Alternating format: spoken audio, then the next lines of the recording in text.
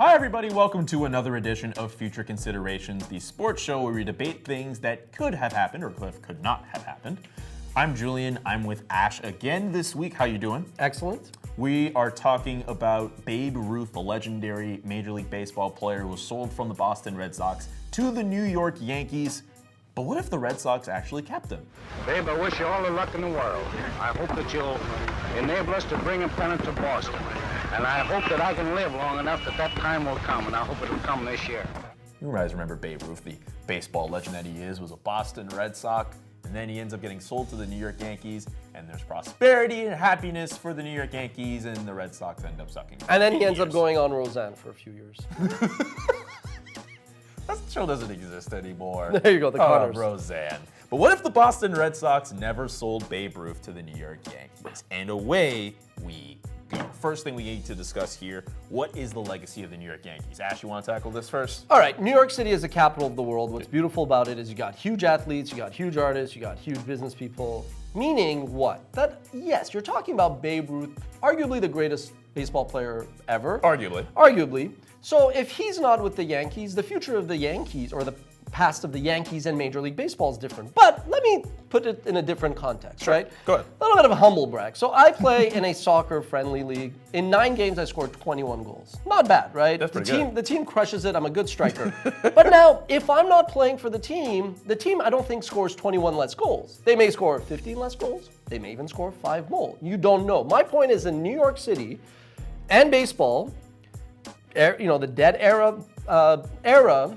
dead ball era, I think somebody else would have probably stepped up. Now, it could have been Lou Gehrig. Okay. It could have been Jimmy Fox. It could have been Hank Greenberg. Okay. It could have been even Ty Cobb, who, yes, was with the Tigers, but maybe they go out and get him, or maybe Ty Cobb just becomes the star, and who knows. But I just don't think necessarily that if Ruth is not there, the Yankees are like a POS team all of a sudden. I don't know. Here's the thing. I get the sense that Babe Ruth, I get the sense because I was not alive in the 1920s.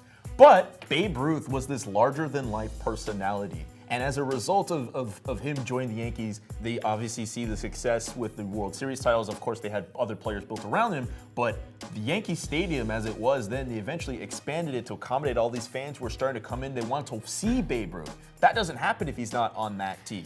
But again, like Gehrig bats fourth because Ruth bats third. I just think ultimately you had an era where it was all about stealing bases, and just like a very different, pre-home run era. Right. Somebody would have come. Gehrig was belting them out.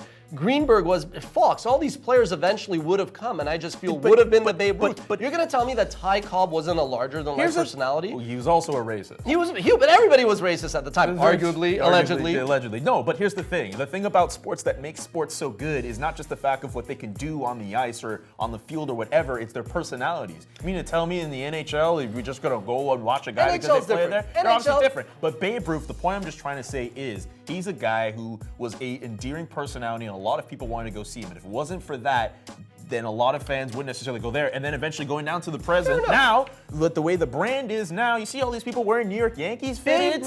It's tied to Babe Ruth. Of course. But I think the city of New York is bigger than any one player. And as much as Ruth is great, you keep Ruth, forget Red Sox for a while. If he plays in St. Louis, even though St. Louis in 1900 was actually a very different city. But my point is, I think New York is bigger than any single player. I think New York is bigger than any single business person, bigger than any single artist. Very different if you're talking about another city. Not to take it, my point is just that New York is greater than any single individual. I spend more time in New York City than any other city after Montreal. It's bigger than any individual. Not to take anything away from El Bambino. That's fine. So what about the Boston Red Sox? What happens to them? Okay, so I think the Boston Red Sox, don't forget that throughout the 40s and 60s, they had Carl Yastrzemski, they had Ted Williams, and then in the 80s, they had Wade Boggs and Roger Clemens, obviously. So, I do agree that so much in sports, life, business, dating is between your ears. It's psychology is much bigger than you think. So absolutely, I think if that whole curse of the Bambino isn't around, I envision the Red Sox to win at least 1 World Series, maybe 2, and it's a very different vibe. No, I actually think Babe Ruth would have probably stayed more as a pitcher and would have been like a great pitcher that would have ended up like in the Hall of Fame and whatnot. I'm just saying that like, yeah, they could have won with Babe Ruth, but I'm just saying like throughout they would not have had this kind of chip on, this inferiority complex. Like a lovable loser type of thing. I agree with that. That's one of the few things we've agreed about on this show. But yes, Boston does not have this lovable loser tag that has followed them into the 20th century and even just before 2004 when they win. And great comeback. Yeah, I have to say, one of the better sports moments of all time. For sure. I agree. Regardless of who you rooted for, I think that series was just, anytime you have a comeback like that. But what I think is more interesting in the whole what if he stays with the Red Sox and that is more, what happens to the Celtics? Do they become this iconic franchise? The Red Sox were always a fan fave, but the Bruins and all that, I'm just saying like they kind of fill the gap and were the winners in the city relative to the loser Red Sox. I don't know. I think a lot of Boston's a good sports town. Absolutely, they love their sports and they love winning, and I think they have their fan bases that get behind them equally. The one other point I did want to say before we get to the final one, Boston isn't New York. New York is this capital of the world, as you say. Babe Ruth, obviously, with his personality being in Boston, they see some success.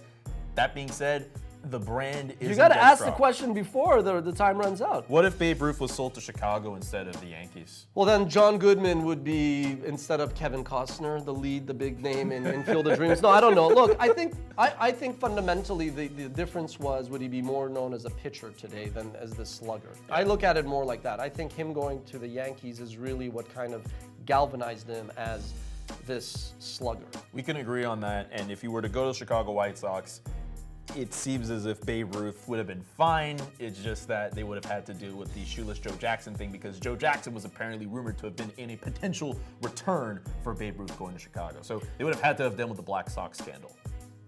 I believe we're out of time. We are, in fact, out of time.